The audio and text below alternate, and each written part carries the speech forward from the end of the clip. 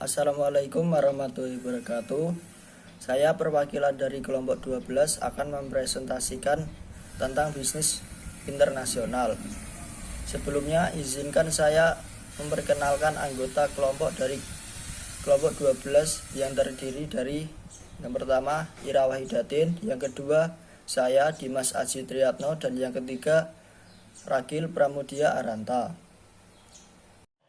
Definisi bisnis internasional menurut Ballmark Franz Gehringer Minor pada 2006, bisnis internasional adalah bisnis yang kegiatannya melampaui batas negara. Definisi tersebut mencakup perdagangan internasional, pemanufakturan di luar negeri, juga industri jasa di berbagai bidang seperti transportasi, pariwisata, perbankan, periklanan, konstruksi, perdagangan eceran, perdagangan besar, dan komunikasi massa.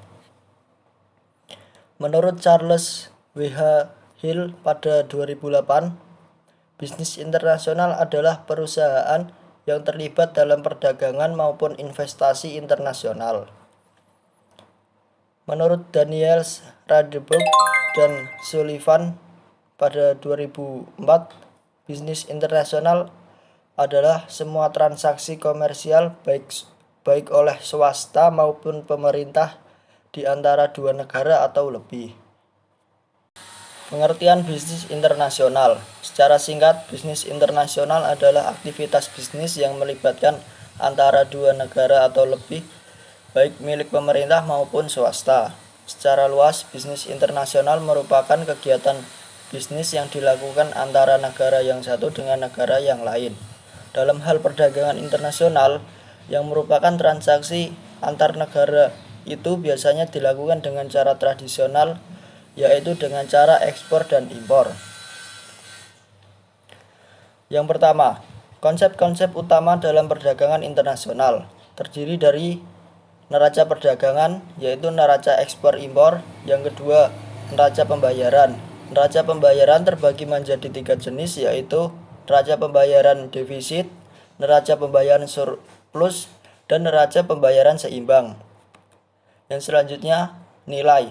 Nilai kurs terbagi menjadi 2, yaitu kurs jual dan kurs beli. Selanjutnya, manfaat bisnis internasional. Yang pertama, ada manfaat bagi perusahaan. Bagi perusahaan, pengembangan menjadi bisnis internasional biasanya bertujuan untuk menjamin kelangsungan hidup perusahaan. Bisnis internasional dapat bermanfaat untuk meluaskan pasar bagi suatu perusahaan. Hal ini membuat produksi barang bisa dilakukan secara lebih efisien, tanpa takut lagi jumlah hasil produksinya melebihi batas. Selain itu, dengan adanya perdagangan internasional, perusahaan juga dapat menjalankan beberapa mesin produksinya secara maksimal. Dengan begitu, meningkatnya produktivitas tentu mampu meningkatkan pendapatan dan menghasilkan keuntungan lebih banyak.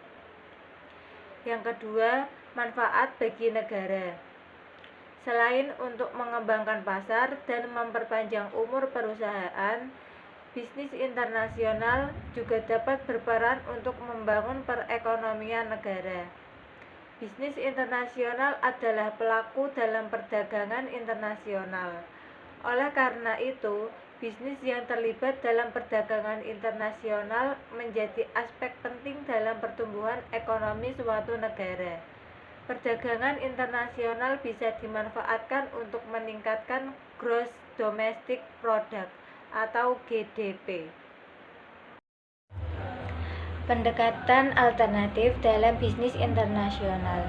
Terdapat beberapa pendekatan dalam bisnis internasional antara lain.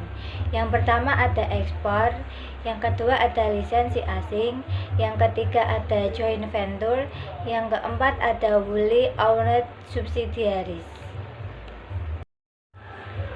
Hambatan dalam perdagangan internasional.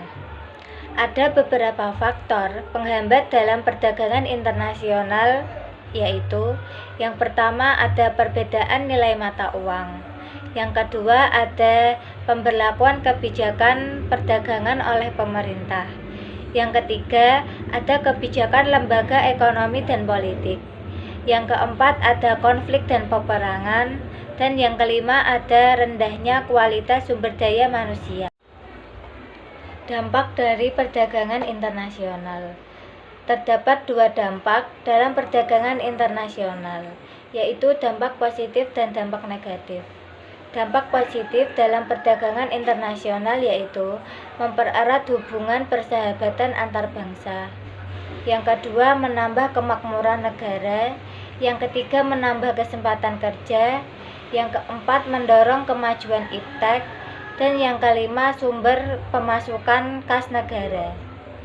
Dampak negatif dalam perdagangan internasional yaitu yang pertama, ada ketergantungan suatu negara dengan negara lain.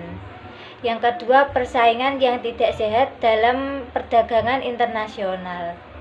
Yang ketiga, industri kecil kurang mampu bersaing. Yang keempat, masyarakat lebih memilih produk luar negeri. Bentuk kerjasama perdagangan internasional.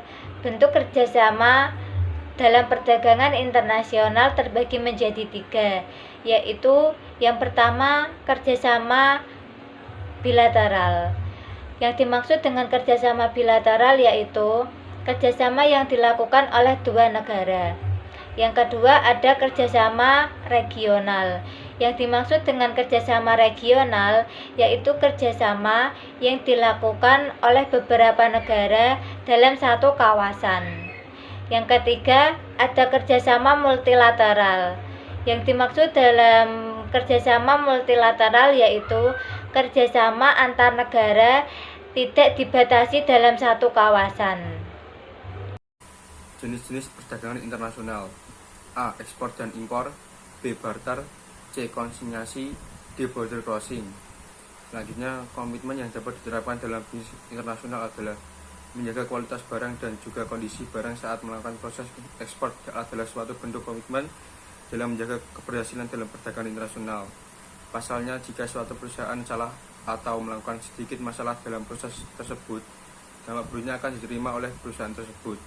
Maka dalam proses tersebut, perusahaan harus melakukan quality check saat sebelum barang diterima oleh customer. Selanjutnya, perusahaan multinasional. Pengertian perusahaan multinasional adalah suatu perusahaan besar yang mempunyai cabang perusahaan di banyak negara. Perusahaan tersebut biasanya mempunyai kantor pusat di mana perusahaan tersebut mengkoordinasi manajemen global. Contohnya perusahaan multinasional adalah 1. Google, 2. KFC, 3. Semen Indonesia.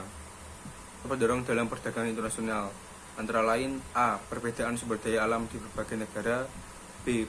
Pemenuhan kebutuhan yang terus berjalan setiap tahun, C. Memperluas pasar perdagangan baik luar maupun dalam negeri, D. Faktor pendorong dalam perdagangan internasional.